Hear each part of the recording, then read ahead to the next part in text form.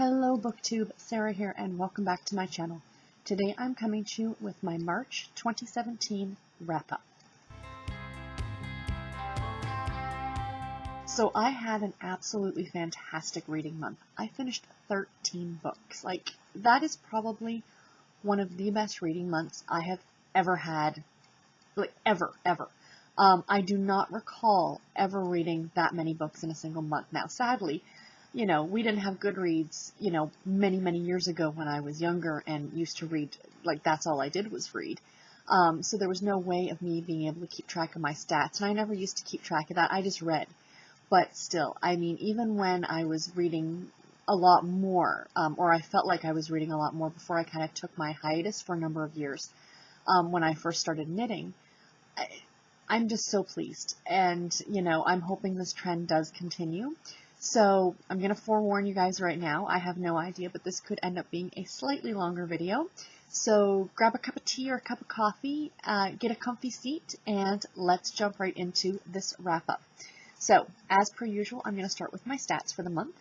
So like I said, I read 13 books this month, and according to Goodreads, as of the 31st of March, I am on target, I'm on schedule for my goal.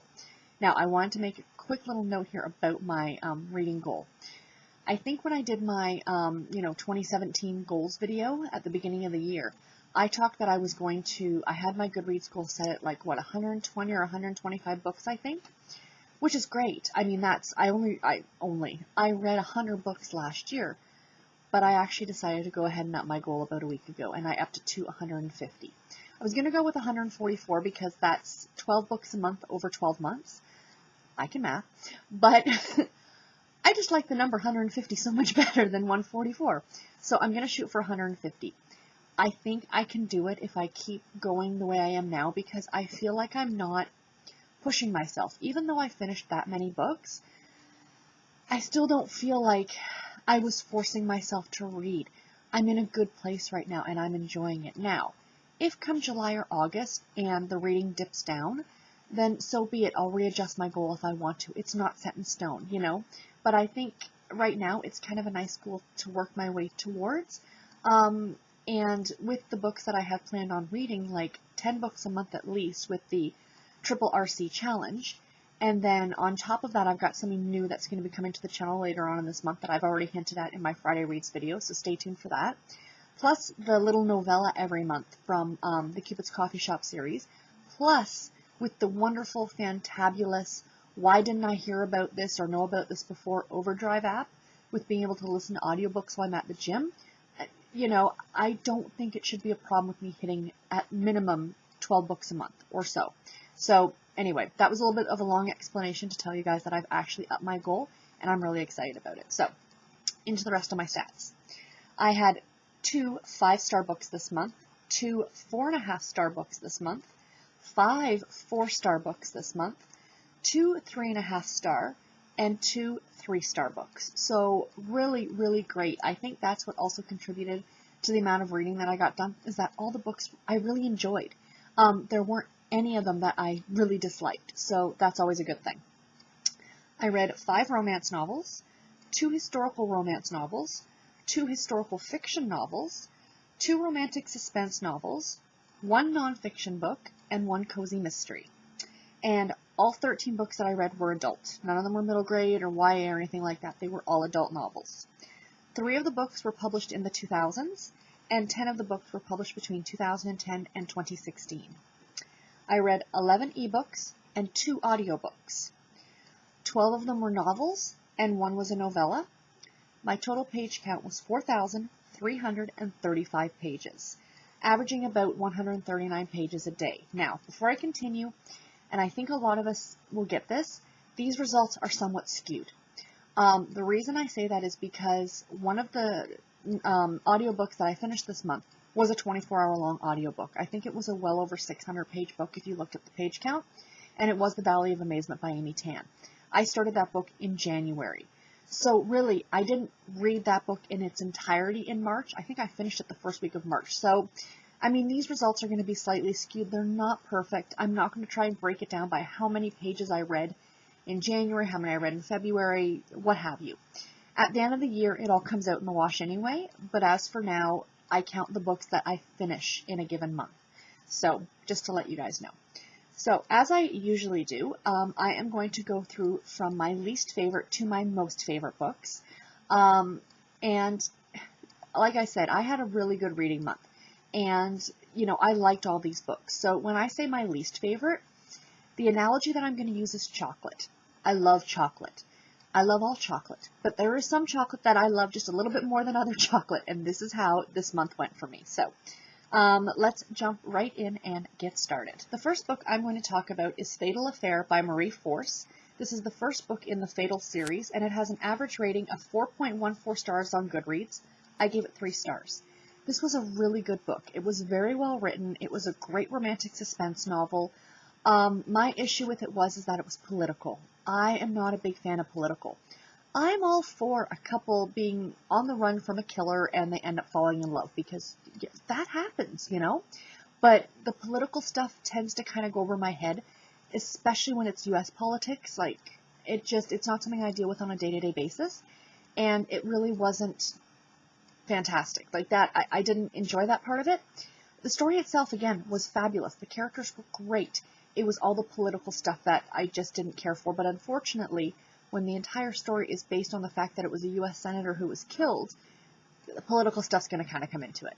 Not to say I will not continue on with this series, because I really did enjoy it, and Marie Force is a great author, and I definitely will be checking out more of her work. I know she does a contemporary romance series that I'm definitely interested in checking out now. The other thing that is interesting, and I think I mentioned this in one of my videos in March, is that this is a romantic suspense series that follows the same 2 characters. So in this first book, the 2 of them, you know, deal with this whole who assassinated this senator, or killed the senator, excuse me, and then the books that follow kind of follow their story. And that's something you don't see very often in these types of books, in my opinion. You see it in cozy mysteries, like the Hannah Swenson series and the Cat Who mysteries, where it's the same people and they follow, you know, them as they keep finding all these dead bodies. But, and this is just my opinion, so don't think I'm knocking cozy mysteries, because I love cozy mystery stories. But they're almost like that fluffy element to them where, you know, these dead bodies are piling up, but it's never taken that seriously in a cozy mystery. Where in books like this, it is. It's like the heart of the story. You know, whereas with a cozy mystery, the heart of the story is the sleuthing, is, you know, the person getting into stuff that maybe they shouldn't be getting into. And, you know, with this, it is the heart of the story. And especially when a series like this, and I think there's like 9 books in this series, and it's all different cases and stuff. Now, she is a high-ranking police officer, the female lead, which is always really nice to see, that it's not him. He's actually a politician, and she's like a detective or something in the Washington, D.C. police force. So that's really refreshing to actually see. But I can't help thinking, it reminds me of that TV show 24 that I never actually watched, but I understand the premise of it. And I always used to think when there was a new season coming out, I'd be like, how many bad days can this guy have? And it's almost the same thing, because they are so true to life in a way. Now, granted, she's a cop, so she's going to run into cases. But when they affect her, does that really happen that often in the life of a police officer? You know, like, I can't say one way or another, but it was still fun. If you like this kind of thing, I definitely recommend it. If you like political thrillers, definitely check it out. Next up is Light the Stars by Rayanne Thane. This is the first book in the Cowboys of Cold Creek series. It has an average rating of 3.92 stars on Goodreads, and I gave it 3 stars. I like this book. I like this book a lot. Rayanne Thane is a wonderful author. The reason it got such a low star rating for me, unfortunately, is because of how abrupt the ending actually was. There were some great scenes in this story. There was some great dialogue in this story. The characters were fantastic. And literally, I got to the last 5% of the book, and I'm like, there's no resolution, nothing's happening. And then all of a sudden, it was over. And like, the resolution happened, but that was it. And I'm like, I felt like a letdown. Like, their relationship was built up so much. And then to have it all just be wrapped up tidy. I know with these, this is a Harlequin or a Silhouette special edition novel. And I know that these authors are working on a page count or a word count. You know, if you go on the Harlequin website and you're interested in writing for them, they do lay out for you what their stipulations are for each of these series. So there is a word count you know, minimum or maximum. So my thought is that she's writing furiously and then goes, great, I'm almost at my word count, and just wraps it up. You know what I mean? This is a story about, I cannot remember the characters' names right now. I do apologize. Wade and Caroline. And his mother ran off with her father. Kind of left him in a lurch. He runs a ranch, and he's got 3 young children. His wife passed away. And, you know, then she shows up, Caroline shows up, wondering where her father was, or father is. And, you know, there's a whole backstory that she's worried about him swindling the mother and all this stuff. And then, of course, they fall in love. I mean, it's a really, really cute story. It's a great story. The ending was far too abrupt for me, and that's what knocked the star rating down for me. Next up, Strawberry Shortcake Murder by Joanne Fluke. This has an average rating of 3.84 stars on Goodreads. It is the second book in the Hannah Swensen series. I give it 3.5 stars.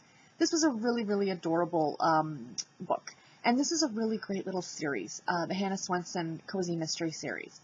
She runs a bakery, I guess, where she does cookies, called the Cookie Jar in this local town, and she keeps finding dead bodies, much like I was just talking about in the Fatal Affair book. This is really adorable. I really, really enjoyed this series. I am going to be continuing on with it. I had a few issues with this, though, and maybe it's just me, but I found Hannah to be, well, for lack of a better term, she could be really mean. I mean, she was very snobby towards her sister. She thought she's very much a know-it-all. And, you know, I mean, I read it for what it was. It's a cozy mystery series. It's meant to be cute and sweet. And there's recipes in this. Like, every so many chapters, you get a cookie recipe, which is a lot of fun, too. Or just, like, a bakery, baking, like, cakes, cookies, stuff like that, recipe. So that part of it's really cute. But, you know, I just found that she pretended to be a know-it-all. Like, you know, even going against the cops, and the cops were apologizing to her for not listening to her, and I'm like, you're a baker, you're not, you know, but that's the essence of a cozy mystery series, and that's what it is, and that's how I read it.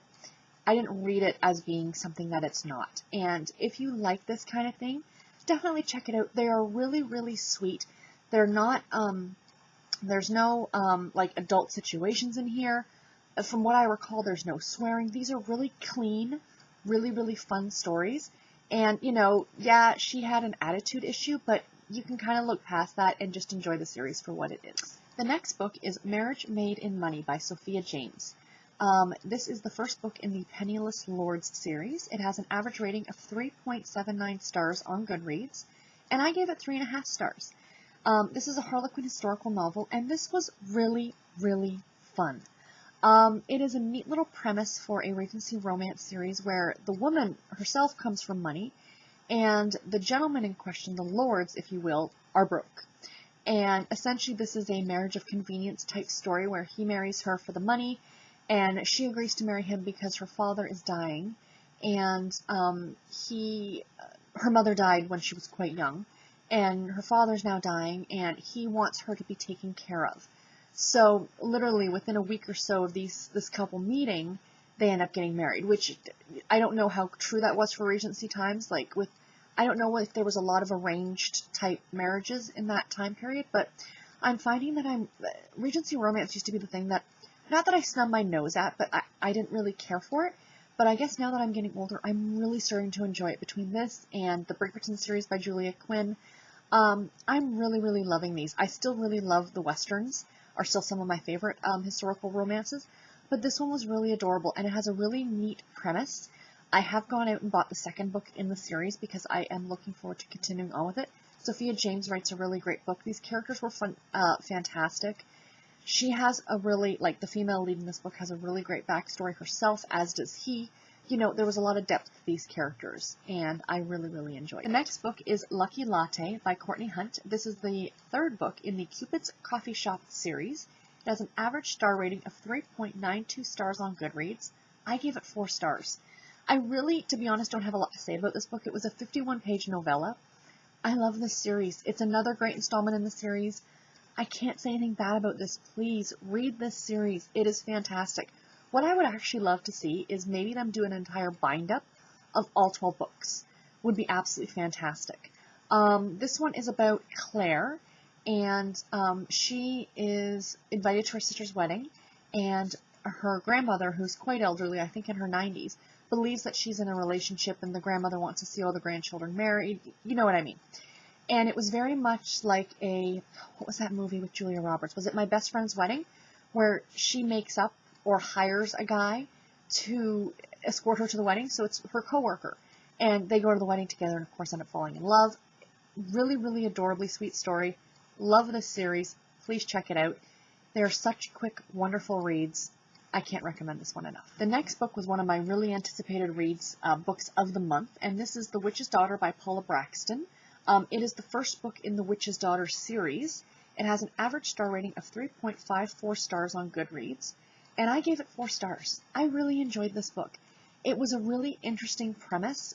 It went back and forth in time, and it's about a woman who's 300 years old, and she's a witch. And it starts out, and it takes place in England, I believe. Yes, it takes place in England, and it goes back and forth in time to when she first got her magical powers, if you will. Around the time of the Black Plague, maybe? I think. It was the time of the plague. And her whole family is essentially annihilated. Then her mother is burned at the stake for being a witch because only her and her mother survived, whereas the whole rest of the family died, and so did most of the town. And most of the town accused the mother of bewitching and, killing other people's children and stuff like that in the plague. And then it goes to modern time where it tells her she's trying to hide from the male witch who gave her her powers. So that's the kind of premise of the story. What I really liked were a lot of the actual historical events that took place that she was kind of put into. For example, the plague was one of the first ones. Another one was during the time of Jack the Ripper. She was living in London, and she's a doctor. And, it was really, really great. I absolutely love this book. I am really looking forward to getting into the rest of the series. It was one of these, I think a lot of people would consider this to be a magical realism kind of book. I labeled it as historical fiction because it is historical fiction. But there is, of course, with that whole witchcraft aspect of magical realism. I really, really liked it. Highly recommend. Next, my Heather Graham book. This is The Unspoken by Heather Graham. It is the 7th book in the Crew of Hunters series. This has an average star rating of 4.01 stars on Goodreads. I gave it 4 stars. This was probably, in my opinion, the creepiest so far of the Crew of Hunter books to date. The first one was also really creepy. This one was creepy to me personally because it took place in water, and it dealt with scuba diving and sunken ships. Now, little side note on me, on my personality, I am terrified of deep water. Terrified. The bathtub, a swimming pool, that's about as far as you're getting me into water. Now, the funny thing is that I know how to swim. I actually almost got my lifeguard certification. I really know how to swim, but I'm still terrified of deep water. I know, weird, right? But anyway, so this story is also one of the ones that was the most interesting so far in the series, I found. It's about a ship that sinks in Lake Michigan, just not far from Chicago. And on the ship at the time, like it sunk in the 1800s, late 1800s, it had the sarcophagus, is that the word, of a Egyptian priest on board, and they believe there's a curse. And this dive team has now found the wreckage of this ship, and they're trying to bring it up to the surface, and then there's this whole Egyptian curse thing going on. It was really, really interesting on the history of not only Chicago, but also Egyptian history. A lot on the practices of the different dynasties in Egypt, which was really, really interesting. What knocked this book down a star rating for me was the fact that there were far too many characters. It kind of made sense in a way to have all those characters because Will, who is the male lead in this book, is actually from the first crew, from the first 4 books. And I was thoroughly excited that he was finally getting his story because he didn't get his story. And I was kind of disappointed. I'm like, but I really liked Will. Why are we not getting a story with Will? Well, here he is. And then Kat is the female lead, and she is from the Texas team. So I can see why the 2 teams were kind of melded together. Like I said, going forward, I hope it doesn't continue this way. I don't think it does. I have read one of the books in the series, like book 13 or 14. I read it as like on its own outside of this little read-along with myself that I'm doing. And I read it years ago, or a couple years ago. And I didn't have that problem. My concern is that somebody jumping into the series and just deciding to pick up a book at random is going to get completely confused. I mean, if, you know, it's very easy to do if you can't keep track in your head of all the characters. So that's what knocked the star rating down for me, but other than that, it was an absolutely fantastic book. I mean, the star rating on Goodreads is just a little over 4 stars, so this is a favorite by a lot of people, I think. And I'm looking forward to continuing on with this series. The next book is actually one of the audiobooks that I finished this month, and that is Animal Magnetism by Jill Shalvis, first book in the Animal Magnetism series. It has an average rating on Goodreads of 3.98 stars. Again, I read this on audio. It was narrated by Karen White. I gave it 4 stars. I really loved this book. I love Jill Shalvis. She is such a fantastic author, and I'm having so much fun reading through her backlist. And this is just, it's about a woman who runs for lack of a better term, a humane society. She takes in stray and abandoned animals. And he is a fighter pilot, Brady, I think. And her name's Lila. And he's a fighter pilot, and he's kind of taking some time off, and he's back visiting his 2 best friends who own an animal shelter. So the stories all go from there, and they center around, I guess the next stories are going to be about the 2 guys, Dev and, I can't remember the other one's name, Adam, who run the shelter. So, or the animal hospital. So that should be really good too. This was a really great story. I really, really enjoyed the narration of it. I know I read on Audible that some people, because even though I read it like through the Overdrive app through my library, I still went on Audible just to check the reviews on it and stuff like that. And I know some people were complaining about the animal noises, like the narrator, you know, would throw in the dog barking or the cat meowing or whatever.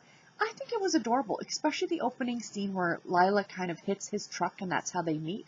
And she's carrying around a full-size, like, duck, and the narrator is doing, like, the duck quacking noises. It's hysterical, and it was a lot of fun. Jill Shalvis can't do anything wrong. I mean, I love this book. Please, check out this series.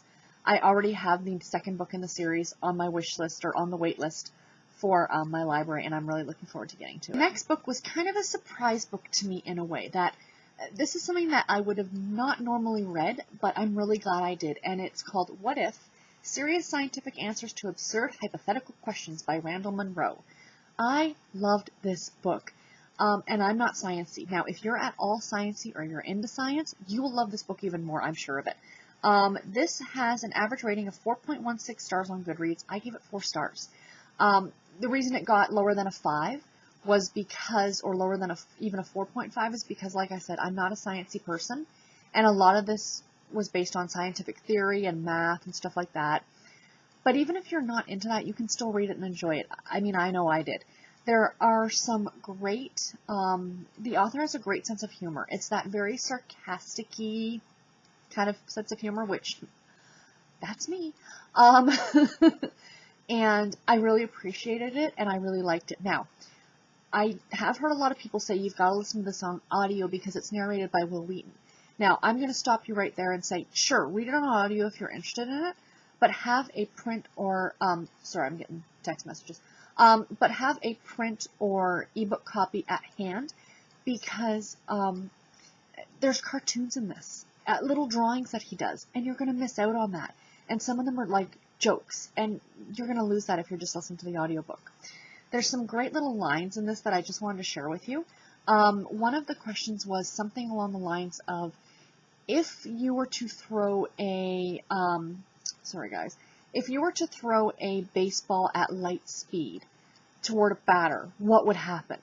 And after he goes through all the scientific explanations of how the batter's going to be kind of killed, and, you know, the stadium along with everybody in it is going to essentially be blown up. It's going to be like a sonic boom, and, you know, the entire city is going to be annihilated. Then he gives this gem, and I just love this because I'm such a baseball fanatic. It says, Major League Baseball Rule 6.08b suggests that in this situation, the batter would be considered hit by the pitch and will be eligible for an advance to first base.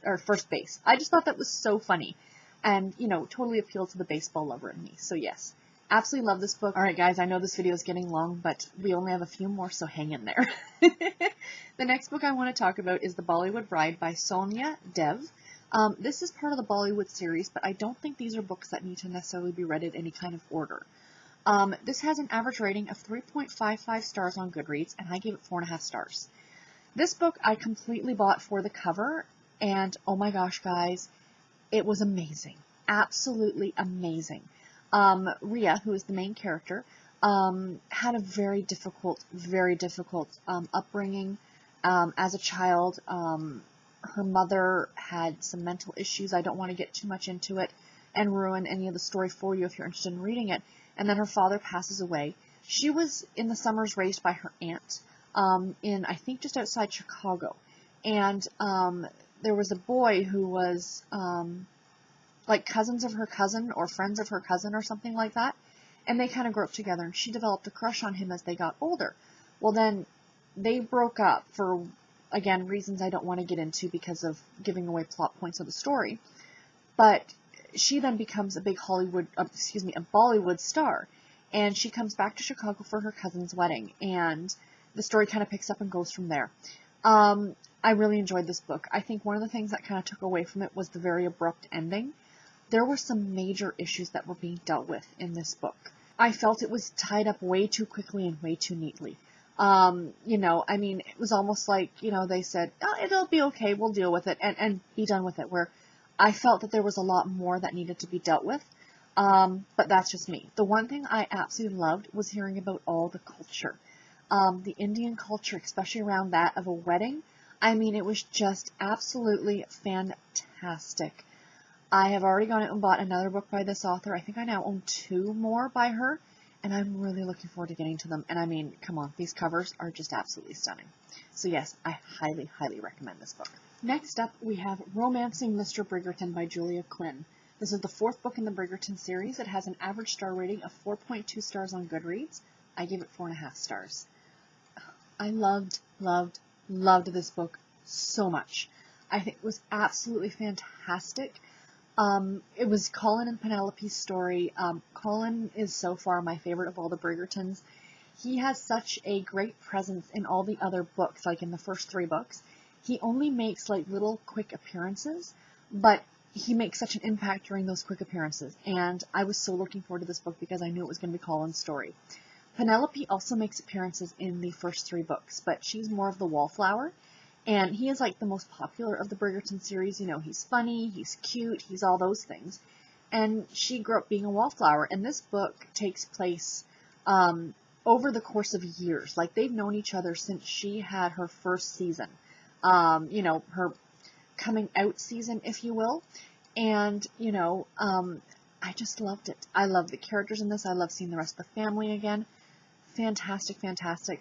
The reason this did not get 5 stars for me, and I'm still upset about this, is I do not want to give away any spoilers, but there is an overall story arc that happens during including this book, the first 3 books, and then halfway through this one. And it kind of makes, it lends into the narration of the story, if you will. For those of you who read this series might know what I'm talking about. If you have read this series and you're not sure, check out my Goodreads review because I have a spoiler in there explaining what I'm talking about. And I'm really trying not to be too cryptic, but I don't want to give anything away for anyone who hasn't read this yet. And when that aspect has now been taken away, and the whole time I was reading this book towards the end, I'm like, come on, don't make that go away. And it did. And I'm kind of upset about it because, like I said, it kind of made the series all, like, the story is interconnected because it's all one family, but that even interconnected it more. And I'm going to very, very much miss it. And it was a great aspect. So unfortunately, I'm sorry, Julia Quinn, but that decision knocked a star rating, or half a star rating down, but it was only half a star. But still, absolutely love this series. Highly recommend it if you're into Regency romance. Even if you're not, and you're not sure if you like it, check this series out and give it a try. The second to last book this month is The Valley of Amazement by Amy Tan. This has an average rating of 3.59 stars on Goodreads. I listened to this on audio. It was about a 24-hour long audiobook. It was narrated by Nancy Wu, Joyce Bean, and Amy Tan. This story was so epic. There's absolutely no way I could give you guys a concise explanation of the story. I'm going to try. Essentially, it's about a young girl who is half American and half Chinese, and she grows up in a courtesan house, excuse me. Her mother, who's an American, runs the courtesan house. So she kind of grows up in that environment. And Then something happens, and she and her mother are separated, or she is taken away from her mother. And she is pretty much sold to another courtesan house as a virgin courtesan at a very young age. I think she's like 13 or something like that. So then it goes through her life, growing up, like even like more, growing up through her teen years into her 20s, and follows her story. And then goes back and follows her mother's story leading up to when her mother came to Shanghai. And then beyond that follows the main character's daughter's story. The main character's name is Violet. It's just so unbelievably epic, and it follows so many different narratives, but it's easy to keep track of. The bulk of the story is Violet's, and it goes back and forth to the mother and then to her daughter, so it's 3 generations. Unbelievably fabulous. The narration in this book, like, I highly recommend that you listen to it on audio if you get a chance to, because it was really, really well done. It reminded me very much, and to make this comparison, of Gone with the Wind, in a way. Let me explain. Gone with the Wind, in my opinion, is not a romance novel. It's not a novel. It's the novel of Scarlett. It's Scarlett's story. It's how she came from a very charmed and privileged life to the Civil War hitting and her having to survive, and her pretty much surviving, like getting through life, and it's her story. That, in my opinion, that is the heart of Gone with the Wind, and that's why I love it so much. Same idea with this. This is Violet coming from a very charmed life as a child. Something happens, and then she has to struggle. She has good times and bad times, and that's all highlighted in this story. But this is essentially, at the end of the day, Violet's story. Yes, it goes back and it describes what happened with her mother and how her mother ended up where she was, and, got to that point in her life. And then a little bit about Violet's daughter. But at the heart of the story, again, this is Violet's story, much like it was Scarlett's story in Gone with the Wind. So if I can make that comparison, I'm going to. So if you enjoyed Gone with the Wind, essentially try this out. I loved it. I really, really did. Amy Tan is a fabulous author. I've already put on my wish list on Overdrive the Joy Luck Club, which I read back in high school. And I'm looking forward to listening to that one again, along with a couple other of her books, because she is a fabulous author. And again, this was a 5-star read for me. I absolutely loved it. And last but not least, guys, my favorite book of the month, If You Only Knew, by Kristen Higgins. I've missed Kristen Higgins as an author so much. I haven't read her in, it feels like years. And it was like visiting with an old friend. This has an average rating of 4.12 stars on Goodreads. I gave it 5 stars. This was fabulous. This is the book that gave me a book hangover, if you will, when I finished reading it. I finished it just before bed, thank goodness, so I had time to kind of sleep on it before I picked up another book the next morning. But the characters in this, Kristen Higgins' books typically are a contemporary romance type idea, and that's what this one is labeled as well, but it's more than that. Most of her books are boy meets girl, boy and girl fall in love, or how they fall in love, or what have you, happily ever after. This book has that aspect in it, but it's not the bulk of the story. This is the story of Jenny and Rachel, and they are sisters. Jenny is a wedding dress designer in New York City, and she is divorced, and the story opens up with her at her ex-husband's new wife's baby shower. She has stayed friends with both the ex-husband and his new wife. And like I said, she's a wedding dress designer. She decides to move back to her small town in upstate New York, I think it was, to open a wedding dress shop, where she, of course, designs dresses. Her sister Rachel is happily married, has triplet daughters, and just finds out that her husband is cheating on her. Now, all this is told within the very beginning of the story, so I'm not giving anything away. This story takes place over months. I'd say like at least 6 to 8 months. And it's how they kind of continue on and what happens with their lives and stuff like that. When Jenny moves to this small town and how she deals with her ex-husband, and how Rachel is dealing with her husband's infidelity. There is a romance aspect in there with Jenny and her new landlord, but I don't want to get any more into that. But it's not the main focus of the story. It's part of the story, if that makes any sense. This story, when I was finished reading it, I just had this sense that I wanted to know more.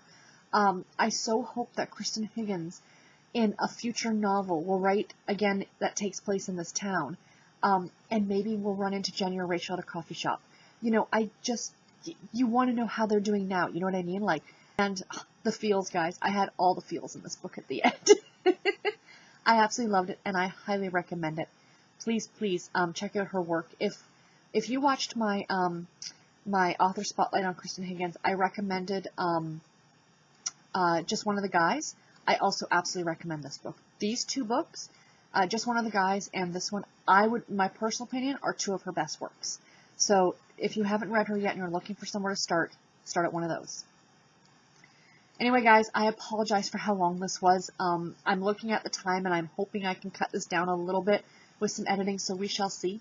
But anyway, I like to be thorough, and I like to talk about all these books because, you know, I don't do reviews. These are my reviews for the month. So I hope you guys enjoyed this. Please let me know in the comments below if you've read any of these or if you're now interested in reading any of these.